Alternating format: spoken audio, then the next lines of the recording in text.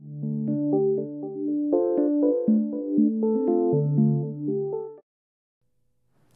are going to take a closer look tonight at a tragic mystery that has confounded doctors and patients for decades.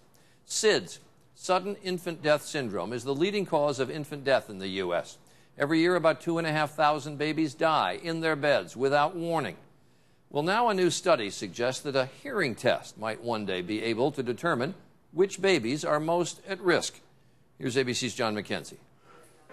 It remains one of the great medical mysteries, and one that haunts many new parents. A baby goes to sleep and never wakes up. Picking your child up out of a crib who's passed away, I mean, she was lifeless and heavy and limp. So I absolutely knew. Susanna Lewis was a happy, healthy baby. This picture was taken last summer, one day before she died of SIDS. If there is anything lingering, it's, you know, could we have done something? So that's always there. The reality is, even when parents follow all the guidelines, when babies are put to bed on their backs, as Susanna was, and blankets removed from their cribs, infants still die without warning. But doctors have now found a clue inside a baby's ears.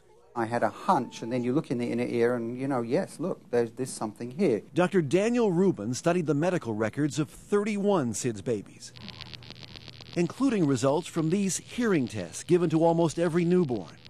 Rubens found all the SIDS babies had weaker hearing in their right ears than their left, and the difference was exactly the same, 4 points lower across 3 different frequencies.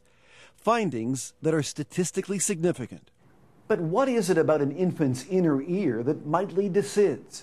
Well, critical for hearing and balance, there are suggestions cells in the inner ear may also be involved in the control of breathing and blood pressure. It's an interesting observation, but it's way too early for parents to start focusing on these subtle changes in hearing.